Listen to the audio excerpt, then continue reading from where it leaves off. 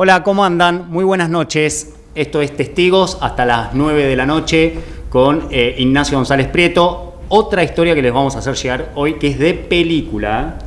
Nacho. Hola Sergio, buenas noches para todos. Sí, es una historia realmente increíble. Sergio me lo comentó hace un par de semanas y decidimos justamente traer a la mesa de testigos a esta historia que tiene que ver con una de las organizaciones más importantes vinculada a la Iglesia Católica. Quizás Sergio ahora un poco empapado por lo que fue la muerte del Papa Francisco y la asunción del nuevo Papa, seguramente algunas cuestiones de la Iglesia van a entrar otra vez en debate. Sí, esta, es una historia que pasó en la República Argentina, no hasta hace mucho, estamos hablando hasta hace muy poquitos años. Más de 40 mujeres fueron víctimas, fueron esclavas, podemos decir, del Opus Dei. Ustedes habrán escuchado muchas veces escuchar de esta corriente dentro de la Iglesia Católica y que obviamente tiene ese dejo de una organización ultrasecreta que se maneja en las sombras, con muchísimos en el círculo rojo, el círculo de poder, y en el medio está la historia de estas mujeres. Sí, y además hay que tener en cuenta, y eso es importante decirlo porque cuando empezamos a difundir que íbamos a tratar con Sergio este tema, hubo gente que nos preguntó. Esta es una causa judicial que en este momento está en los tribunales federales de Comodoro Pi en Buenos Aires. El que tiene a cargo la investigación es el fiscal número 3, Eduardo Tayano, que es el mismo que tiene la causa del asesinato de Alberto Nisman. Está trabajando también la Procuraduría de Trata y Explotación con dos fiscales muy conocidos, Alejandra Magnano y Marcelo Colombo, y la causa la tiene el juez Daniel Rafecas, es decir, es una causa que está judicializada, está en plena investigación y se está reuniendo prueba y por supuesto se va a generar un juicio a futuro. Sí, están acusados altos miembros de la Iglesia dentro de lo que es esta corriente del Opus Dei. Bueno, esta es la historia que les proponemos hoy. Vamos a estar una hora hablando con alguna de las víctimas. Así que primero, gracias por venir, Lucía. Gracias a ustedes. Elisa y el doctor Sebastián Sal, que representa a más de 40 mujeres. Efectivamente. Así Bien. es. Bueno, a ver, vamos, me parece empezar por las historias, ¿no? Vamos a empezar. Para ver de qué estamos hablando cuando hablamos de un delito, de una causa judicial y de mujeres oprimidas y tratadas como esclavas por gente de la Iglesia, del Opus Dei. Lucía, ¿vos cómo llegaste al Opus Dei? ¿Quién eras cuando te acercaste al Opus Dei? ¿Empezaste a trabajar en tareas domésticas para el Opus Dei? Buenas tardes. Mira, yo vivía en un pueblo que se llama Loreto, en la República del Paraguay. Tenía 10 hermanos más. Mis padres eran buenos padres, trabajadores. Y ahí llegó una numeraria. Numeraria se llama a aquellas personas en el Opus Dei que son mujeres que dirigen las tareas del Opus Dei, que no sea doméstico, obviamente. Y habló de un colegio. Yo nunca la escuché hablar del Opus Dei. Y ahí en la casa de mis padres, no me olvido nunca, cuando se sienta a hablar con mi mamá y le cuenta lo que es el Opus Dei, Sí. diciendo que es un colegio, no le dice lo que es el Opus Dei y vuelve a recalcar eso. Y ahí yo escuché. Vos eras muy chiquita. Yo era muy chiquita, tenía 13 años, recién estaba en primer año. 13 años, y a vos fue una numeraria que, podemos decirlo, no sé, es una monja, parece como... No vestíamos de monja, ella tampoco se viste de monja. Bien. Usábamos polleras largas bajo la rodilla y era una mujer grande, ya tendría 30 años, yo ahí la había ella como si fuera mi madre. Yo dije, Claro. Si me voy al colegio ella va a ser una madre para mí, porque contaba muy lindas cosas del lugar y yo me entusiasmé porque quería venir y conocer y no estudiar de noche, porque el pueblo, al ser chico, tenía primaria de día y de noche la secundaria. Mirá. Entonces le dije a mamá, quiero irme, y me dice, no, sos muy chiquita. No, pero yo quiero ir porque si es así como cuenta, le digo, voy a estar cuidada y voy a estar bien. Entonces pedí mucho y en eso me dice, anda, habla con tu papá, porque yo no quiero. Y hablé con papá y bueno, papá era un tipo buenazo, un tipo de confianza y de palabra. Y me dijo, bueno, hija, me dice, si vos querés ir y vas a estar mejor, yo te digo que vayas. Así me vine a Asunción. Yo viví muy bien en Asunción, viví solamente 2 años. Ni bien después de los 2 años me mandaron para acá, me trajeron para acá. Me trajeron. Sí. Esa palabra no es quise venir, me trajeron. ¿Cuándo te diste cuenta, Lucía, de que la situación había cambiado y que en realidad estabas dentro de una especie de trampa? Yo en Asunción no me di cuenta de eso, aunque sí veía cosas que me chocaban, pero como que yo me divertía, había muchas chicas jóvenes conmigo, entonces yo me divertía con ellas y se me pasaba ese rato rápidamente, pero sí me di cuenta cuando me trajeron acá y me metieron en un centro de hombres que está en la calle Cerrito, y yo era muy chica, tenía 17 y me pusieron de cocinera cuando yo nunca cociné, no sabía lo que era cocinar para semejante cantidad de hombres. Y ahí fue como que empecé a sentirme mal, pero ¿qué pasa? Cuando a mí me mandaron acá, a mí ya me habían dicho que era del Opus Dei, que ya me habían hecho que pertenezca. Recalco esto porque yo no dije yo quiero ser del Opus Dei, que es el Opus Dei. Te hacen ser del Opus Dei y con un orgullo te dicen que ya sos diferente a las demás que están ahí con vos. Y Lucía, para que entienda la gente, cuando sí, vos decís ya entré a trabajar al Opus Dei porque era un trabajo, en estos centros del Opus Dei, ¿qué era? ¿Como una parroquia? ¿Había sacerdotes que rezaban, estudiaban la Biblia? ¿Qué se hacía en esos lugares? No, le dicen residencia, normalmente dicen residencia universitaria, pero estos hombres que vivían ahí no eran universitarios, eran todos ya profesionales. Había 3 curas y nosotras vivíamos para ellos, o sea, teníamos que trabajar hora tras hora para ellos, o sea, para servirle a ellos. No nos agradecían, no nos decían cosas lindas por nuestro trabajo, porque se ve que eso está prohibido.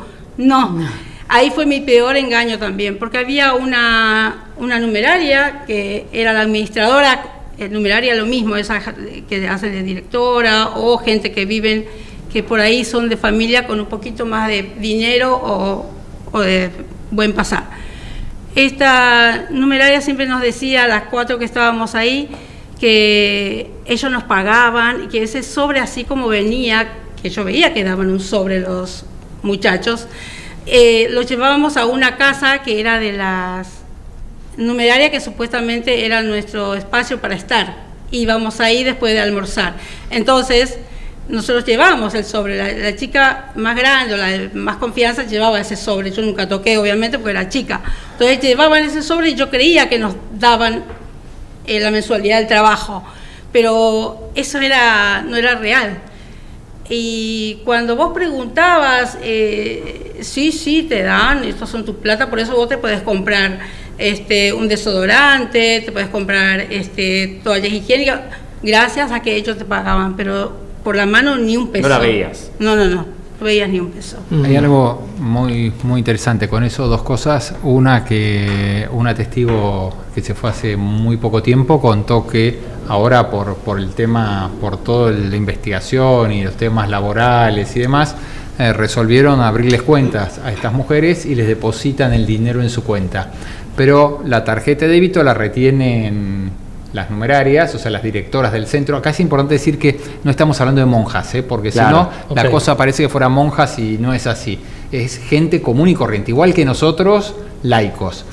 ¿Sabe que lo que le quería preguntar yo, doctor? Sí. A mí me dicen Opus Dei, yo primero me represento a la iglesia, me represento al secreto, como una suerte de secta, y tal vez estoy muy equivocado. Usted tiene mucho conocimiento.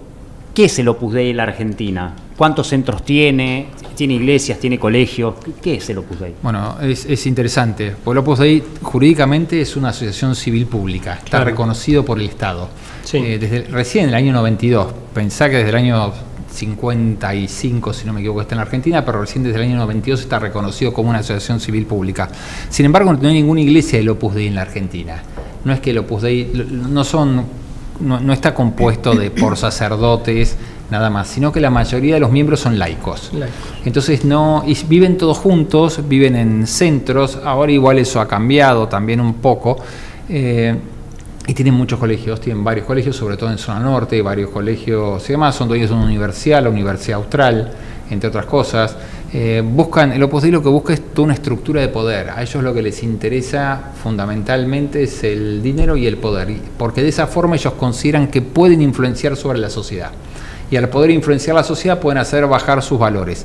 Algo que siempre dicen los que están en el Opus Dei es que es como que ellos son, primero que son elegidos, porque Dios pensó desde siempre en esas personas para ellos. Esto mismo se los van, ellas te lo pueden contar mejor que yo quizá. El cuento que ellos te dicen siempre es que vos sos elegido, sos especial. Dios pensó siempre en vos para vos ser alguien iluminado, alguien especial, y sos mejor que todo el mundo. Porque el Opus Dei es mejor que la iglesia. Y esto es lo que a la iglesia después le empezó a hacer ruido, ¿no? Obviamente.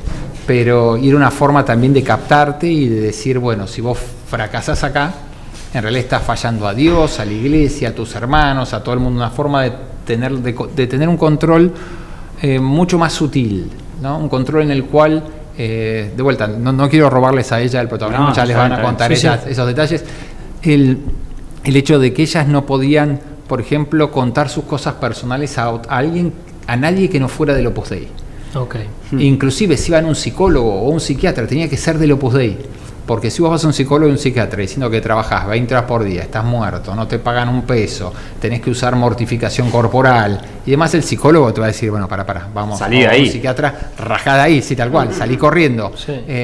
Pero si vas a un psicólogo del Opus Dei te va a decir, no, ofrece un poco más, seguite esforzando, vas a ver que Dios te va a recompensar. Entonces, esto lo dijo una testigo hace poquito en la causa esta penal, en la cual dio nombres de psiquiatras del Opus Dei, de 2 psiquiatras del Opus Dei, la verdad que fuerte, a las que lo mandaban, una en la Universidad Austral. Lo que le quería preguntar es cómo era ese sometimiento o esas torturas que pasaban en ese lugar de internación, como contaba el doctor, o ese sometimiento, ¿cómo era? ¿Cómo lo sentía desde el punto de vista físico, desde el punto de vista psicológico? Porque la violencia puede ser violencia simbólica, puede ser violencia psicológica, puede ser violencia física, y creo que acá hay un cúmulo de situaciones donde está claro que se aprovechaban de la vulnerabilidad de las personas que entraban a la organización. Sí, gracias por la oportunidad. No, por favor. Mira, teníamos como norma, una de las tantas era mortificación, que sería no tomar agua, las famosos silicios y disciplinas. El silicio, perdóname, Elisa, que no todo el mundo no lo sabe. Claro. Es como es como un cinturón con pinches. Con pinches que te atás al muslo y lo tenés que tener encima. Andás como podés, y las disciplinas son un látigo que te da. Pero eso impresiona, pero sabes que eso deja dentro de uno una marca muy triste. Eso es porque todo eso se fue, todo ese sacrificio ya pasó. Yo ahora si estoy cansada, descanso, si no sé, decido por mí, pero ahí no, decidían por mí y todo había que cumplirse, porque si no tenías mal espíritu, no estabas cumpliendo con la voluntad de Dios. Todo ese era un manejo que teníamos que nos llevaba a cumplir a rajatabla todo. Y todo eso después tiene consecuencias emocionales y físicas por el trabajo constante, sin un descanso apropiado. Éramos chicas en crecimiento, 14, 13, 12 años, estábamos en crecimiento. ¿Vos, Elisa, cuánto estuviste dentro del Opus Dei? 15 años. ¿Vos, Lucía? Una vida. Es una vida. 18 en Buenos Aires y 12 en Asunción del Paraguay. 20 años. 20, mucho. ¿Y cómo se garantizaba ese aislamiento, no? Porque uno se imagina acceso a la televisión, acceso a la radio, acceso a lecturas, acceso a la familia. Ustedes ya dijeron que no había un acceso a un psicólogo, a un psiquiatra, a un médico. ¿Cómo era ese aislamiento? ¿Cómo Primero, era aislado? el aislamiento que bien hicieron, y para mí lo estudiaron muy bien, es irte a buscar en un pueblo perdido, en un campo. Porque vos tenés acá personas por ahí, chicas, que le dicen pobres, lo tenés en la villa, lo tenés en el conurbano, en el mismo capital. ¿Por qué van a buscar allá, tan lejos? Porque son gente honesta, gente que no mienten, chicas sanas. Entonces, primero que tan vulnerable, porque las traes de, no sé, 500, 350 kilómetros, la alejás de su familia. Vos no podés hablar. Cuando yo estaba en la residencia, había un teléfono que se giraba, ¿no? Sí, los viejos teléfonos. Los viejos teléfonos, Sí, que sí. tenía un candado. ¿Un candado? Sí, el otro día vi en una foto y me acordé tan bien. Dije, ¡ay, qué horror! Esto era lo que yo tenía ahí. Había en un pasillo un teléfono entre la cocina y el lugar donde lavábamos los platos, y era patético el teléfono con un candado. Vos le decías a la directora, a la que dirigía, pues son 2 o 3 siempre, y te decía, no, dice, sale caro llamar a tu pueblo, porque tienen que llamar, esperar que se le avise a mi familia y que vengan a poder hablar, porque claro, no tenían teléfono mi familia. Entonces era como 2 llamadas, para que le avisen, vengan y vuelva a llamar yo. Entonces estaba con un candado, nadie podía agarrar ese teléfono y hablar con quien. Sí había, le digo, ¿me podrías decir en qué biblioteca había, si voy a buscarlo? Porque yo vivía en varias casas, no había ni un diccionario. Nada. Entonces yo iba y le preguntaba a una numeraria mendocina, que la tengo así presente en mi vida porque la quise como si fuera una hermana mayor. Yo no entendía algo que leía o que escuchaba en la calle, por las pocas veces que salía, y le preguntaba, ¿qué quiere decir tal cosa? Y una vez se me contestaba y otras veces me decía, no es nada, no tiene importancia, pero mi inocencia, decía yo, ¿cómo voy a preguntarle a una persona que la veo adulta, que puede decirme, explicarme? Y esa es una cosa fatal también, que vos, con la que están al lado tuyo, vos no podés hablar. En la residencia que está en Vicente López Junín era un trabajo terrible, éramos como 45 mujeres igual que yo, chicas, éramos jóvenes. Vos estabas haciendo ya desde un principio en el Opus Dei un trabajo que tenía que hacer una persona adulta, una persona mayor. Vos a los 15, a los 14, estás haciendo un trabajo de persona de 30, 35 años. Eso es inhumano, es imperdonable. ¿Saben que les quería preguntar? Si querés, arrancá vos, Elisa. ¿Cómo era un día de ustedes en el Opus Dei? ¿Cuándo se levantaban? ¿Cómo se levantaban? ¿Qué les obligaban a hacer? Bueno, nos levantábamos bien tempranito, a las 6 de la mañana, un baño rápido, hacíamos oración y después misa, y de ahí rápido a trabajar, porque había que combinar, perdón, no pasa nada. Estábamos absolutamente concatenado todo.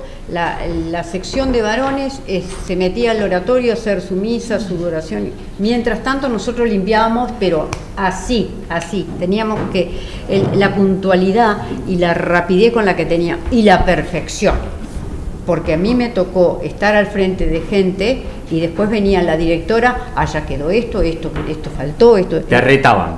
Me retaban, sí. Y yo tenía que hacerle la misma exigencia a las personas que tenía a mi cargo. Todo era así.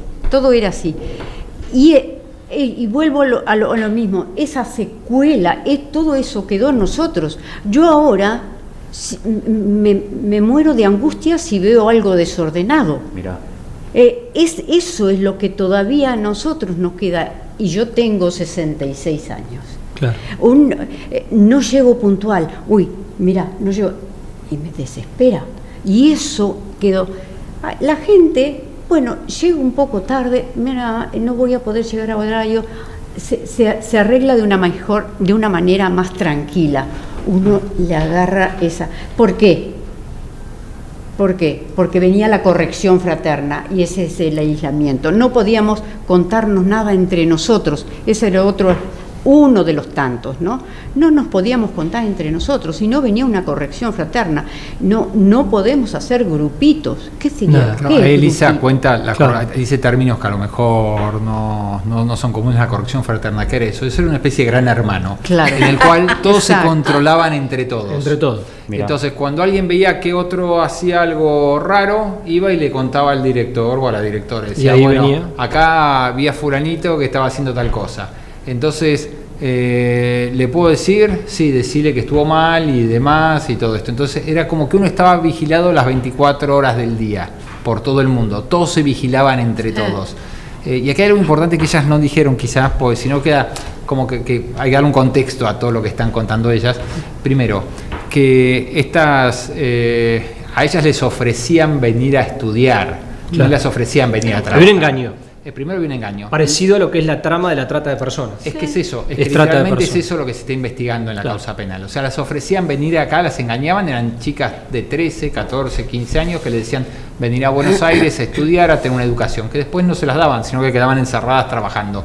Pero además que las personas que le decían eso eran todos profesionales universitarios, pues las numerarias no eran gente que no tenía Formación. Y Sí, sí. además mucho peor todavía, que estas numerarias tampoco hacían lo que querían. Estas numerarias hacían lo que estaba escrito que tenían que hacer. Qué bueno. ¿Y que estaba escrito por quién? Estaba escrito desde la sede central del Opus Dei de Roma, y eso se repartía en todo el mundo. Por eso hay casos iguales en España, en Italia, en México, en Perú, en Irlanda. En Irlanda hay también una causa penal también muy grande con esto. O sea, y era igual, porque estaba todo por escrito lo que había que hacer. Qué bárbaro. Lucía, Sí. Elisa, a ver, Sergio empezó a desarrollar algo, yo se lo voy a preguntar con absoluto respeto. Sergio planteó el tema del sometimiento, ¿no?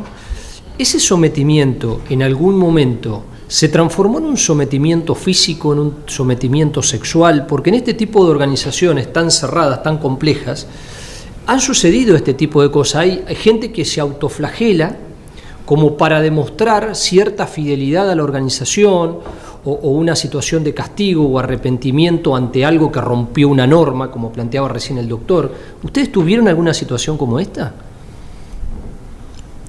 El sometimiento era en todo sentido.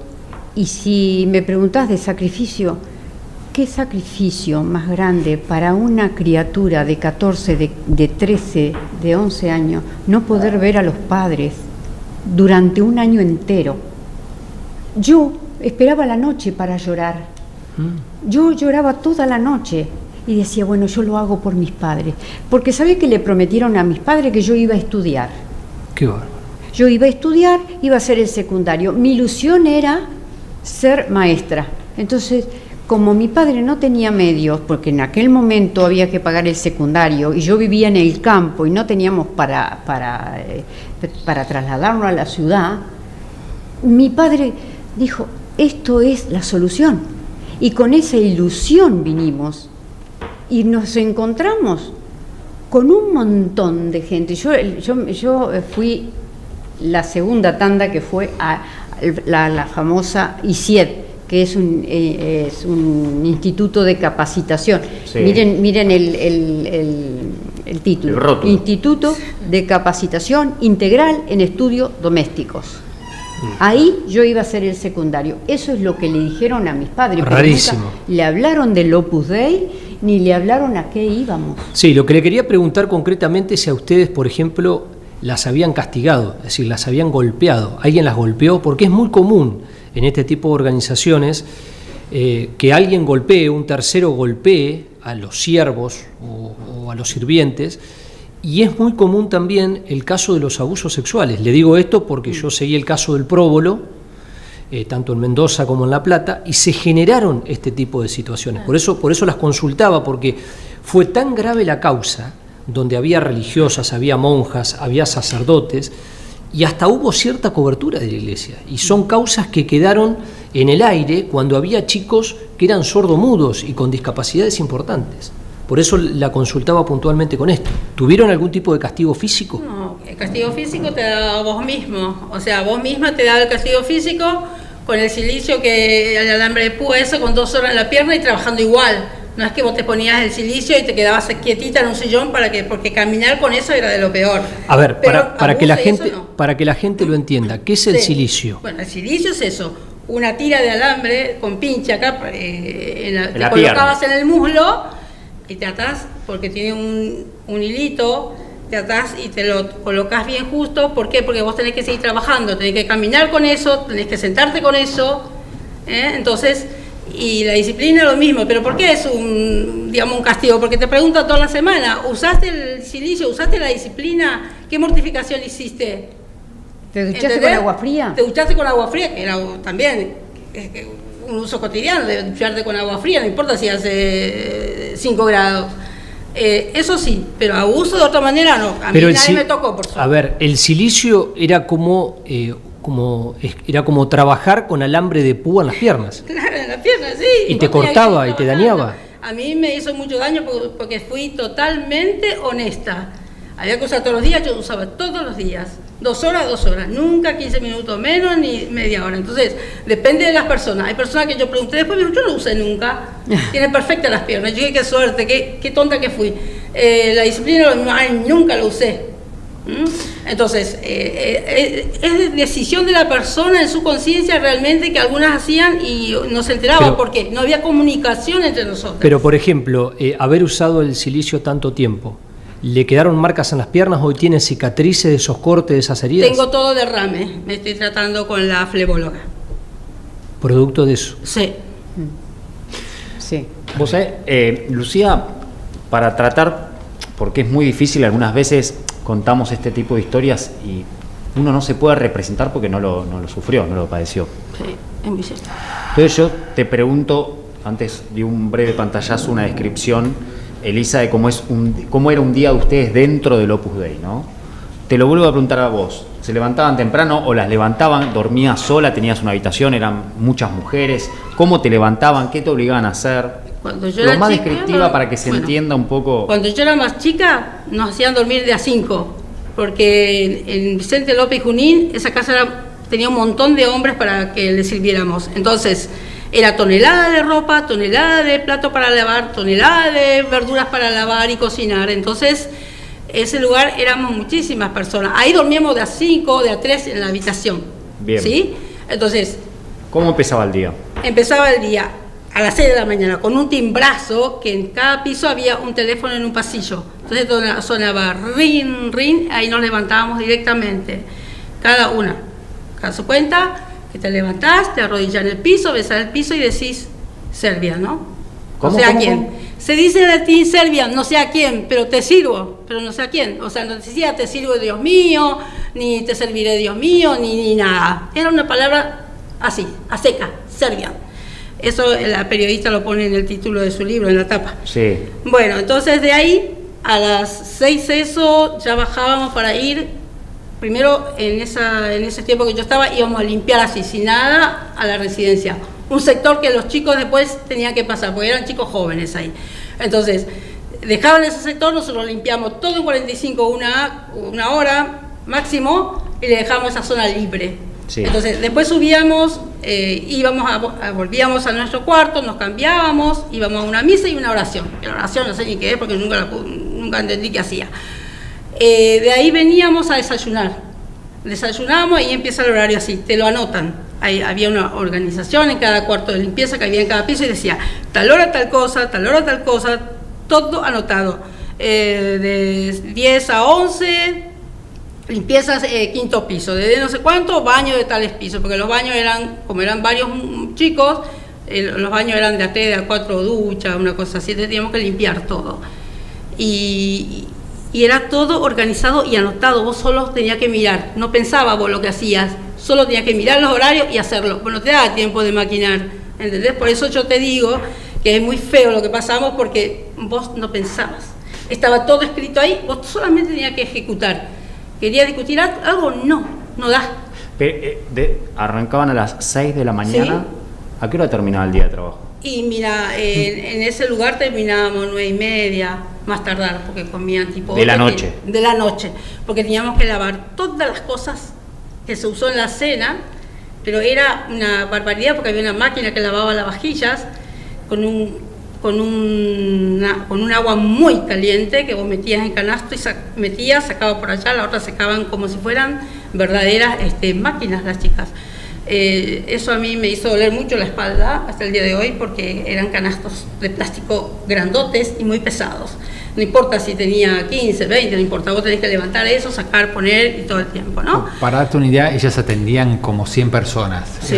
Ese es el número que se barbaridad. Eran muchas personas. Es un edificio de 8 pisos, sí. que está un edificio muy conocido de 8 pisos, que está ahí en la calle Vicente López y Junín, que es la sede central del Opus Dei. No sé vos, Nacho, pero yo me estoy haciendo como imágenes, ¿no? Dentro de esta historia. Entonces, es una organización militar. claro, exacta, ahí ¿No? va eso. Peor que los militares, creo. Sí, yo creo que es ¿no? peor, Que era un poco porque peor. hay sometimiento mental Claro. y de la voluntad. emocional. Emocional. Me lo imagino un todo lugar junto. grande, silencioso, Sí. donde ustedes, imagino, no tenían acceso a un teléfono celular, no tenían acceso a la En esa televisión, época ni había. estaban para trabajar, agachar la cabeza y obedecer las órdenes, Exactamente. y si no obedecían las órdenes, me parece que ahí tenían un Y problema. te van fichando, te mandan a avisar por esta, por aquella, y después algunas sé que la invitaron a irse, otras se escaparon, otras se fueron. Ahí quiero contar algo que me dolió mucho porque estaban muchísimas chicas, algunas desaparecían. Entonces yo a las que quería le decía, ¿dónde está fulanita, fulano? No se pregunta eso. No podés preguntar por la persona que desapareció. Y hace poco hablé con una que ella se volvió a su pueblo.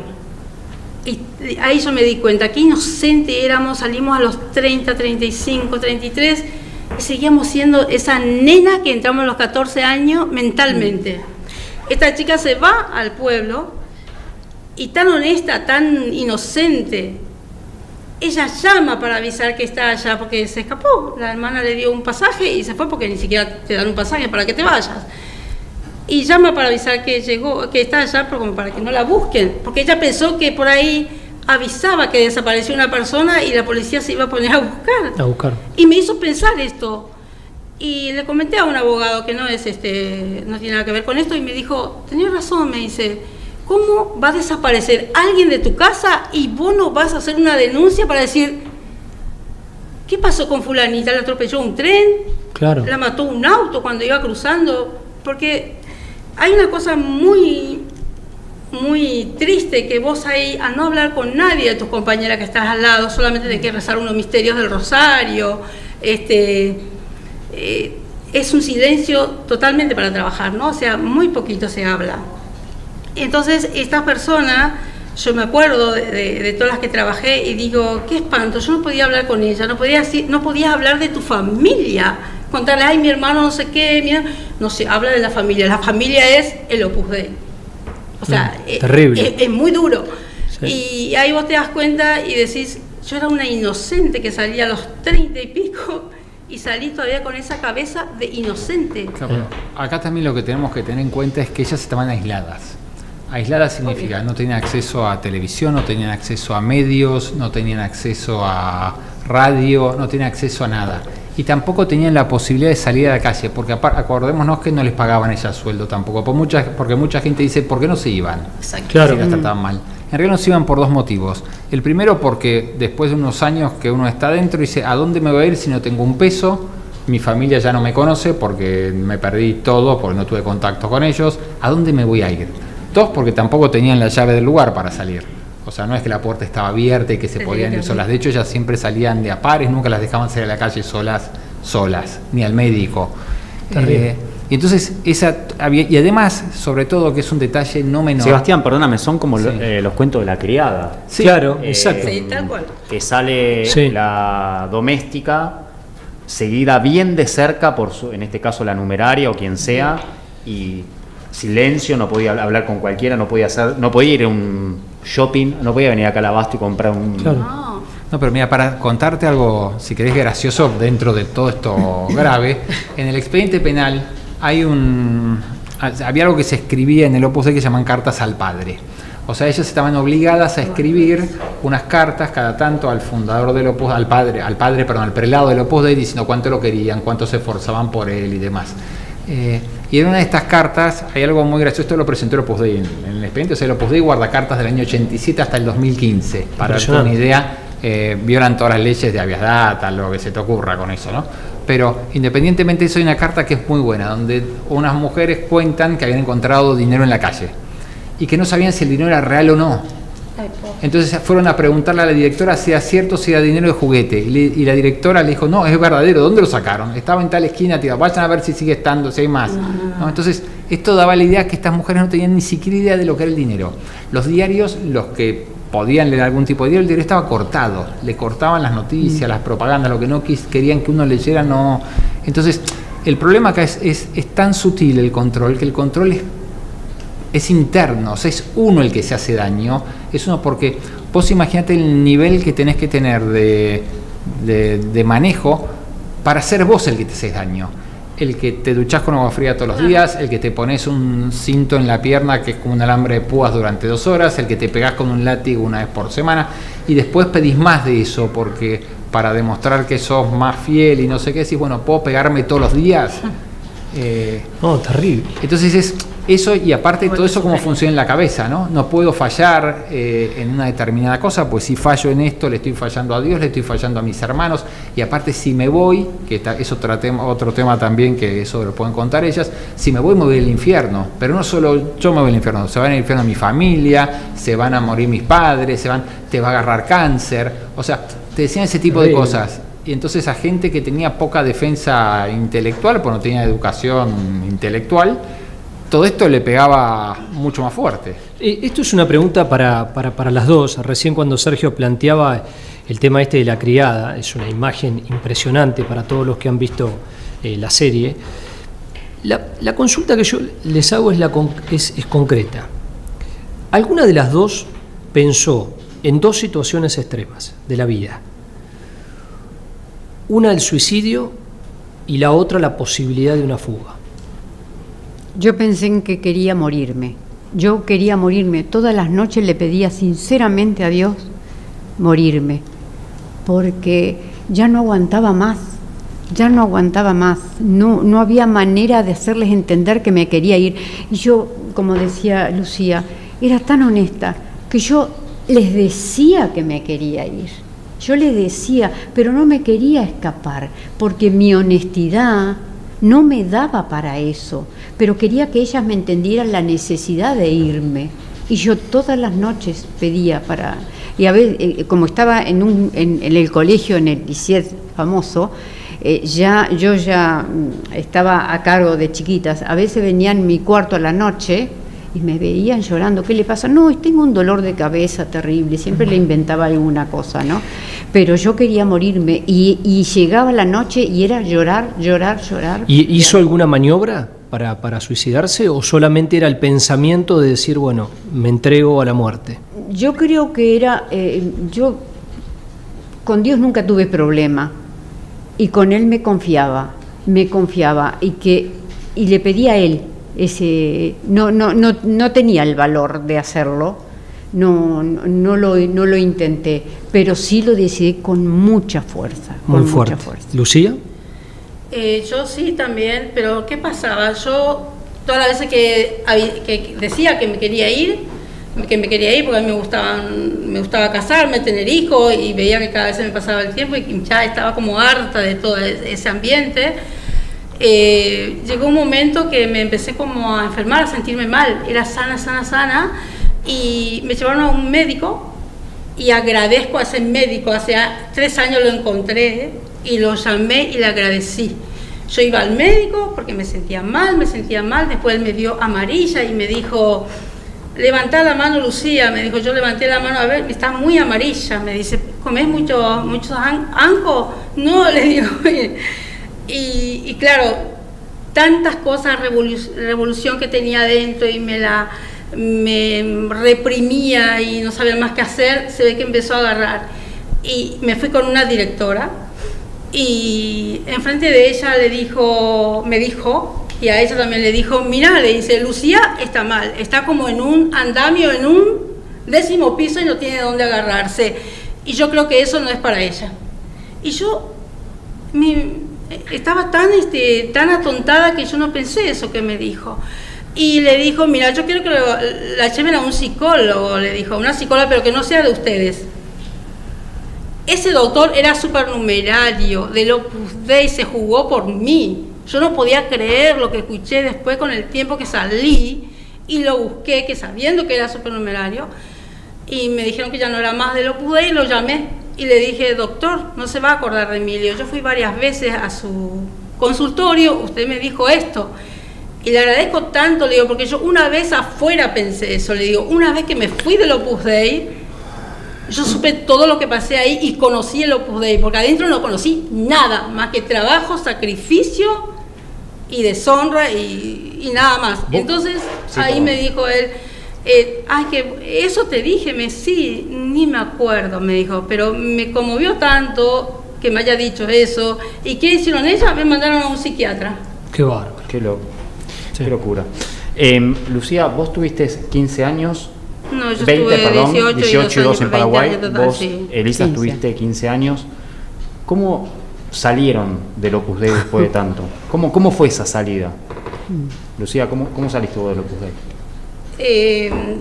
Los últimos años que ya estaba medicada y ahí sí también yo sentí cosas muy raras en mi cuerpo por el remedio que no era para mí, y ahí sí también deseé morirme y un día me llaman para decirme que mamá estaba muy enferma y ahí no sé de dónde saqué un coraje y me fui y le dije a la directora, me sacan un pasaje para irme, mi mamá está muy mal. Y le dije, no voy a volver acá hasta que no se muera o se cure mi mamá. Y me fui. Yo no, creo que me fui sola. Antes no te mandaban sola. Para mí en ese momento me mandaron sola.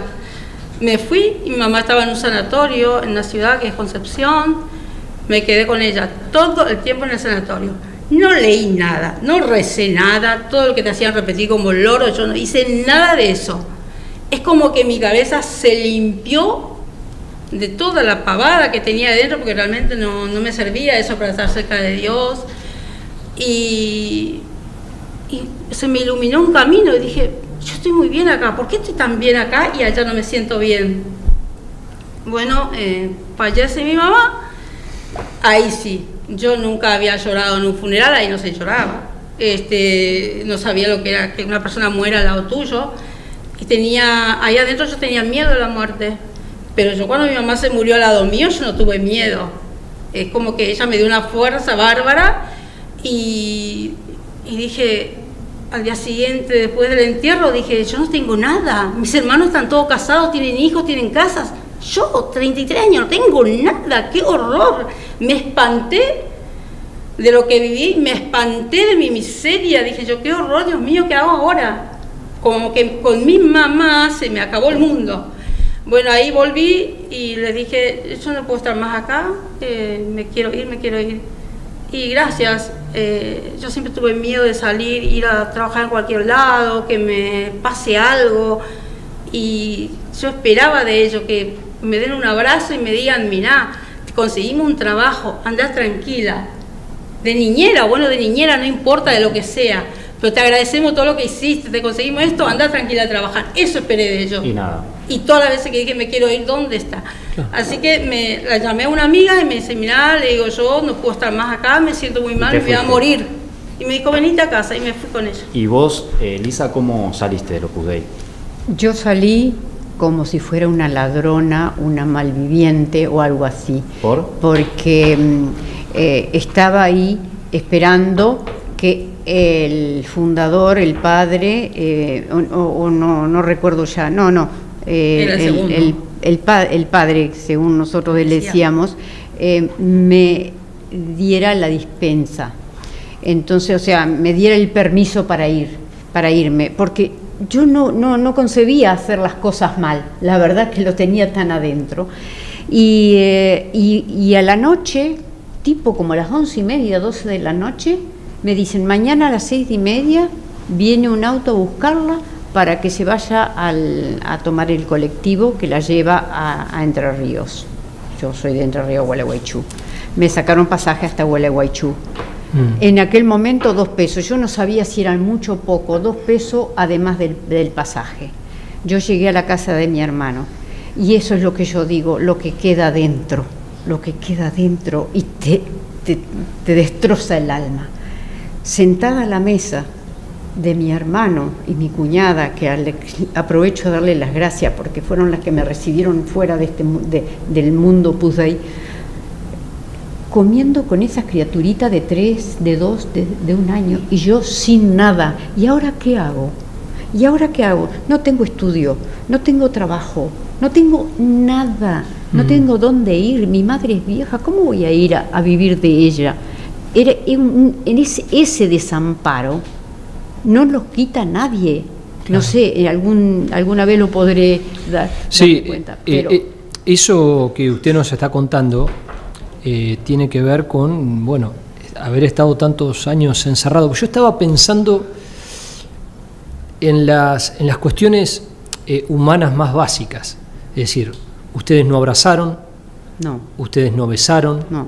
ustedes no amaron a una persona, ustedes no conocieron un hombre, ustedes en su momento no supieron lo que era tener un hijo, desconocieron la amistad, desconocieron la familia, es decir, que es lo más básico de cualquier ser humano. ¿Cómo lograron, realmente las admiro, cómo lograron ustedes saltar esa valla increíble, insertarse en el mundo cuando desconocían lo más básico del ser humano? ¿Cómo lo lograron? Eso es de lo peor. Yo entré a los 14, salí a los 33, y la primera vez que fui a un ginecólogo, yo no sabía lo que era un estribo, no sabía nada. Claro. Y entonces, cuando me explica y me dice, pero ¿cómo no fuiste nunca? Me dice, ¿cuántas parejas tenés? No, el primero, le digo, yo nunca tuve pareja, es mi novio.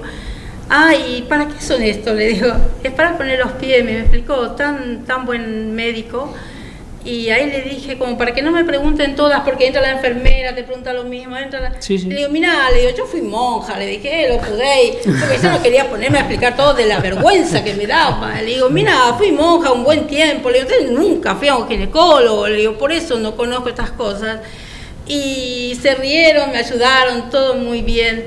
Y realmente vos te sentís que, o sea, lo básico, aparte el hombre me daba miedo. ¿Y sí? Yo, encima, que mis primos me decían, mira, en esta familia no hay nadie para monja, me decían cuando yo me iba a visitar a mi mamá. Acá todos nos casamos, así que vos no me digas que tu marido es Dios, ni nada de eso, porque nosotros nacimos para casarnos. Pero aparte, Lucía, y esto te lo digo con respeto, vos cuando viste un hombre desnudo frente a vos no conocías lo que era un hombre desnudo, que es algo básico de cualquier persona. No, hasta me daba vergüenza mirar imágenes así de estatuas o de cosas así, pero era la perfección humana, ¿no? Pero yo empecé a leer y a escuchar muchas cosas y dije, no me voy a quedar con las prohibiciones que tenía, yo voy a empezar a descubrir por mí. Por eso también esa curiosidad me ayudó mucho a juntar a todas las personas que estamos y porque yo me sentía como con mucha decepción, engañada, decepcionada, abusada. Claro. Por suerte y gracias al universo no fue sexualmente, ¿no? Pero peor creo que es que te abusen la confianza, el cariño, en la palabra, ¿no? La mentira en mi casa se odiaba. Pero aparte, Lucía, a ver, insisto en esto, ¿no? Yo creo mucho en lo más profundo del ser humano. Vos te encontraste de un día para otro con un hombre, que un hombre te acarició, te dio un beso, se dio la posibilidad de hacer el amor, es decir, ese tipo de cosas es de lo más básico del ser humano y vos lo tuviste, al igual que Lisa, anulado durante muchísimos años. Entonces, no es lo mismo una persona que está habituada a eso a una persona que lo desconoce absolutamente. Tal cual. Me costó mucho, aparte me costaba mirarlo cuando estaba desnudo. Claro. Dije yo, ay, qué horror que hago. Por suerte tuve muy pocos novios y la persona que estoy ahora, que lo amo con toda mi alma, es una persona tan buena, como me entendió, me comprendió, me guió, me explicó.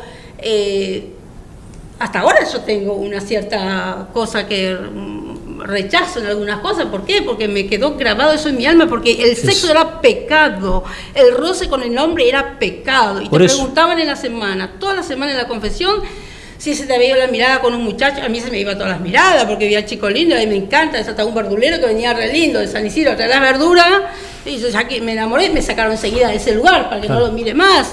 Entonces, todas esas cosas a mí me golpearon mucho. Entonces, es feo para una persona que tiene que volver a como a renacer y a tirar esos muros y decir, no, es normal que me acaricie un hombre, es normal que me dé beso, es normal que me toque.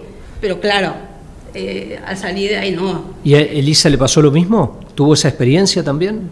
Estamos hablando de lo más básico del ser humano, ¿no? Sí, dentro claro, de la lógica, ¿no? Yo, mi primer novio tuve a los 40 años. ¿A los 40 años? A los 40 años, 10 años después. O sea, imagínate. Es mucho tiempo. Nosotros mirábamos un hombre, lo más lógico es que no sintiéramos nada, porque me había acostumbrado, voy a hablar en persona, ¿no? Me había acostumbrado a mirar un hombre como mirás un árbol. Claro, algo prohibido, absolutamente. Algo prohibido, absolutamente así. Y así llegó la primera persona que se acercó, y para mí era un misterio. De hecho, no tuve la primera relación, la tuve al año y el tipo se la bancó. Pero antes yo dije, yo no sé nada de esto. Claro, qué bárbaro. Me voy a ir a la ginecóloga. Y la ginecóloga me explicó todo, yo no sabía nada. Era un crío de 13 años que mamá le está explicando cómo es la cosa. No tenía ni idea. Que use preservativo desde el primer momento. Y bueno, todo, me explicó todo. Yo no sabía nada. Así todo me costó. Qué bárbaro. Sebastián, ¿sabes qué yo te quería preguntar? Ustedes hicieron una denuncia penal, hablamos de una causa judicial. ¿Quiénes son las personas que cometieron estas atrocidades? Para entender de quiénes se trata, ¿no? Más allá del nombre. Sí, bueno, es interesante. A ver, tenemos dos cosas. Una, quienes están imputados. Bien. Técnicamente, que son los conciliarios. Los conciliarios son los jefes de Argentina, digamos que son sacerdotes. Entre los años 1980 al 2015, donde están las denuncias. Un sacerdote secretario, que era un sacerdote especial que se ocupaba de las mujeres, y ahora entiendo que posiblemente haya más imputados. Perdón, también se pidió que se le impute el padre, digamos, al prelado del Opus Dei. ¿Por qué? Porque esto, de vuelta, el Opus Dei es una estructura vertical. Al ser una estructura vertical, acá nadie hace nada porque se le ocurre. Entonces viene la orden de arriba y se cumple. De vuelta está todo escrito, hay como un manual de instrucciones de cómo se hacen las cosas. Y eso baja de Roma a los países concretos, en este caso la región, que hoy se llama Región del Plata, que incluye Uruguay, Paraguay, Bolivia y Argentina. Por eso en la causa penal hay mujeres de los 4 países. Porque aparte las rotaban entre diferentes países y demás, ¿no? Las llevaban de un lado a otro teniendo 15 años. A lo mejor la sacaban de Bolivia o de Paraguay y la mandaban a Uruguay, o como le pasó a Lucía, la traían a los 15 años de Paraguay a trabajar a la Argentina.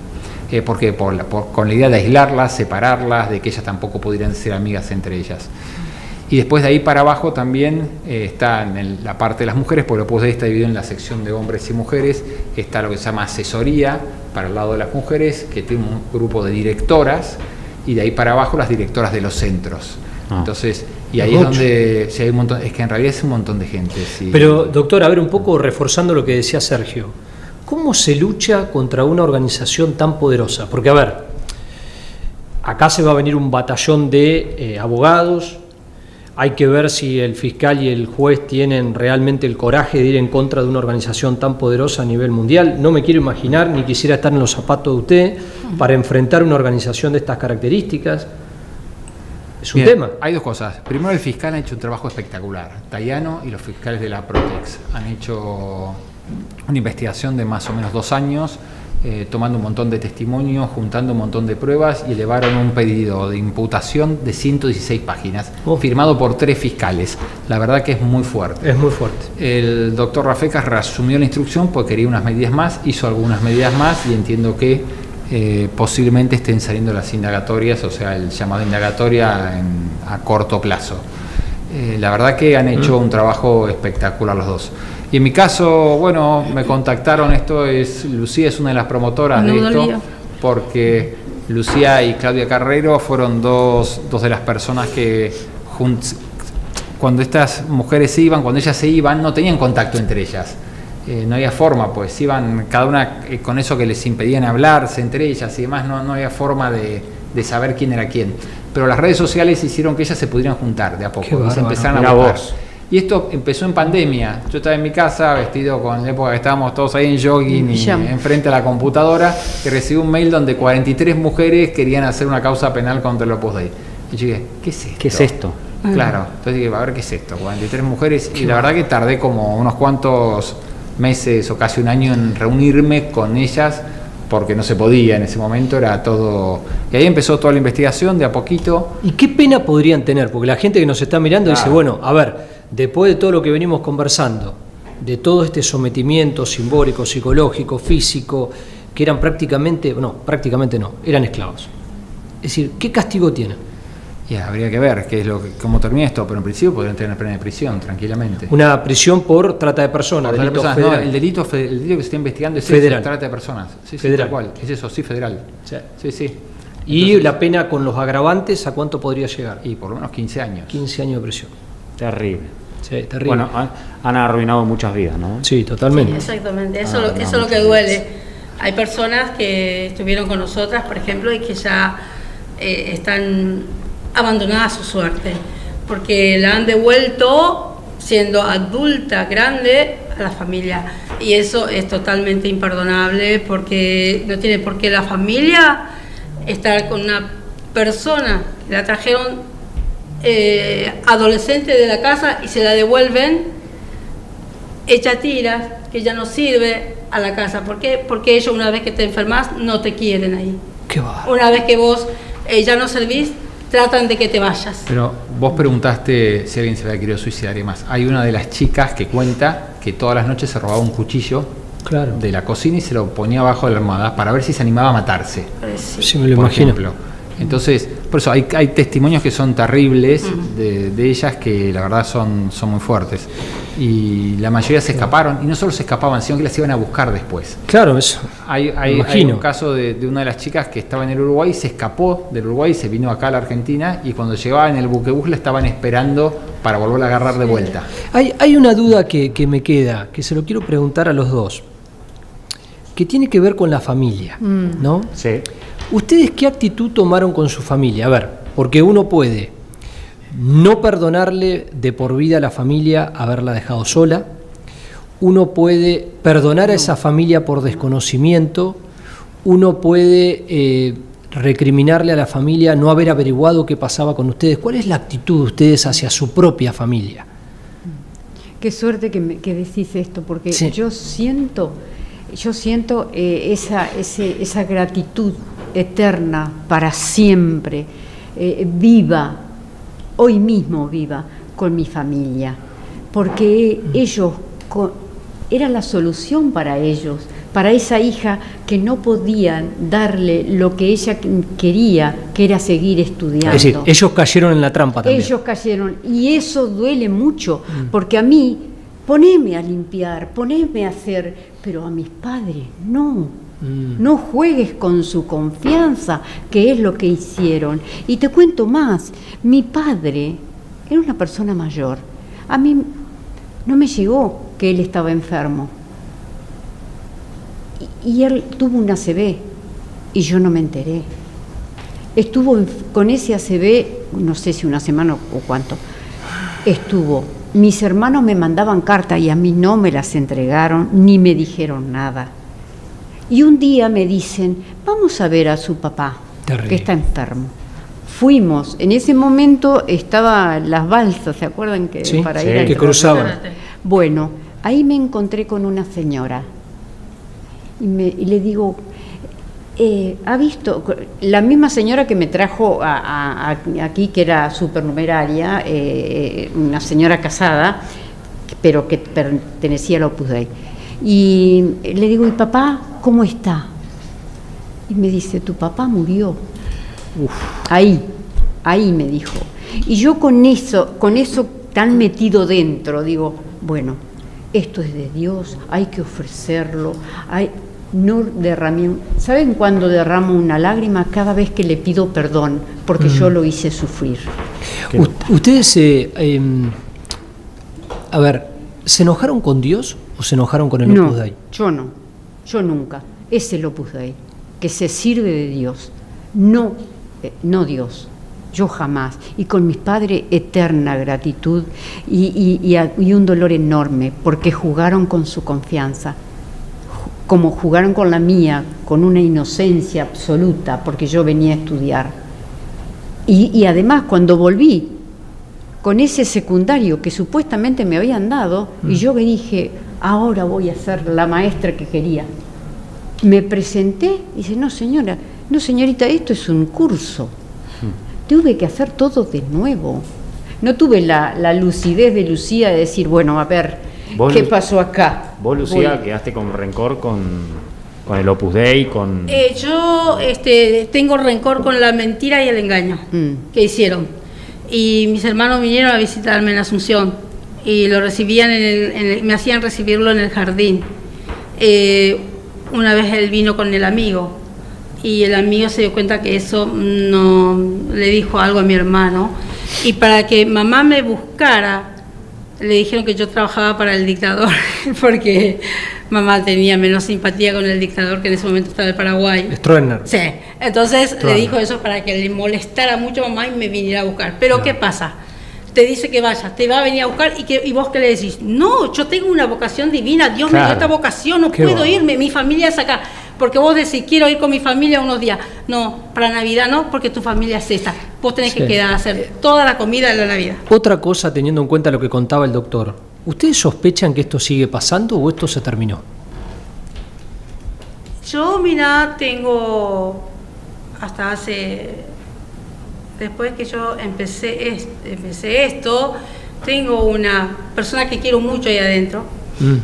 Y para mí, ellas la mandaron a mi casa para que me diga esto. Me dijo que me estaba esperando la persona que es responsable de la economía, no sé de qué, de la Asociación de Fomento de la Cultura, que vayamos a hablar cada una. Le dije, y me dijo que por qué llegamos a un diario, por qué publicamos esto. Y le dije, ella te contó que yo fui, le dije, y le dejé la sábana de ANSES donde yo no tenía ni un aporte, ¿no te contó eso? Me dijo, así quedó media. Era una persona que era igual que yo antes ahí, donde no tenés información ni formación. Te quisieron apretar, los amenazaron. Pero yo no esperé eso de ella, porque es una pobre persona que estaba igual que yo, sin información, sin leer, sin ver un diario ni noticiero. Y la tomé bien porque yo la sentía amiga. Y le dije, te dijo eso y no te contó la otra parte. Como siempre digo, engañan, mienten y hacen, y a vos te engañaron igual que yo. Y no me dijo más nada. Lo que es interesante también es que antes de iniciar la denuncia penal, nosotros hicimos una denuncia en el Vaticano ante el Dicasterio de la Doctrina y de la Fe, con lo cual la Iglesia está enterada de esto, y de hecho Francisco tomó 2 medidas importantes contra el Opus Dei, con la cual los rebajó de categoría. En primer lugar, lo sacó de algo que se llama el Dicasterio de los Obispos y los bajó al Dicasterio del Clero.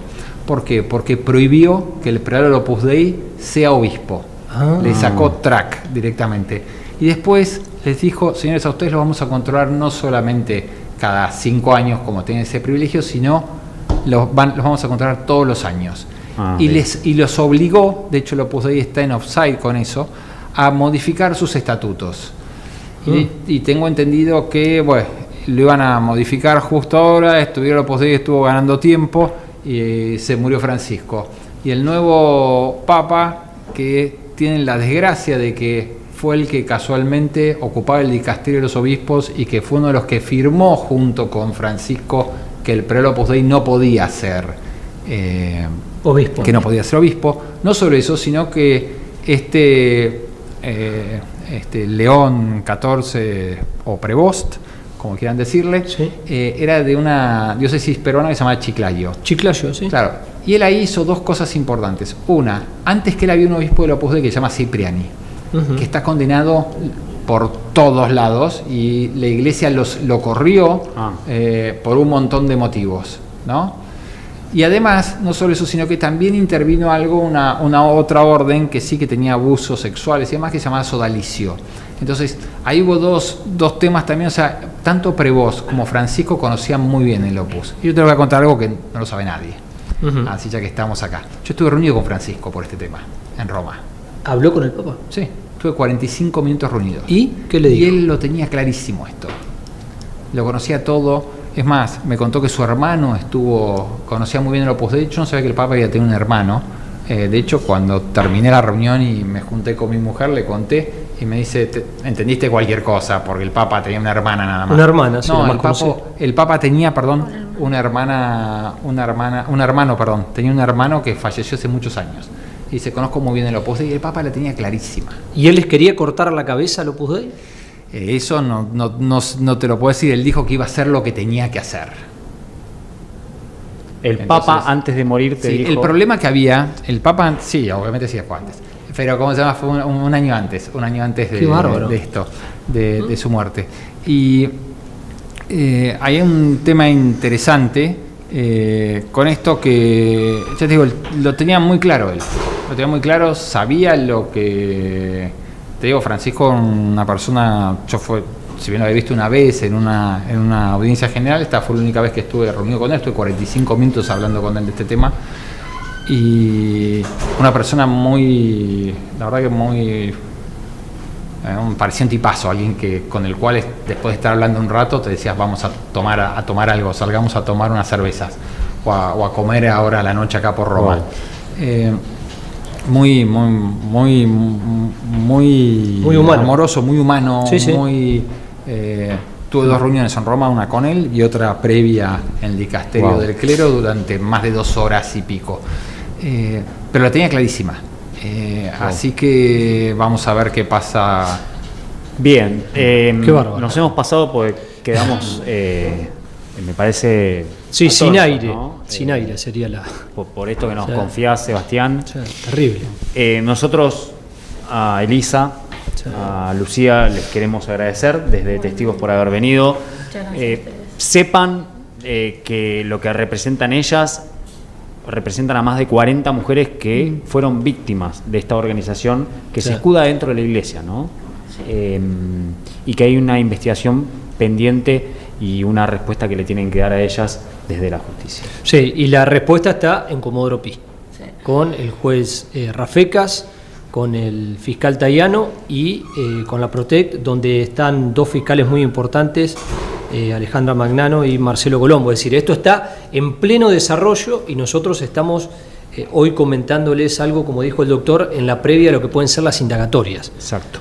Ya con las indagatorias ya hay imputados, puede haber procesamientos, puede haber gente que quede en libertad, otros que queden en prisión preventiva, así que le estamos adelantando con Sergio aquí un tema muy complejo que, bueno, seguramente en poco tiempo nada más lo van a ver reflejado en los medios de comunicación.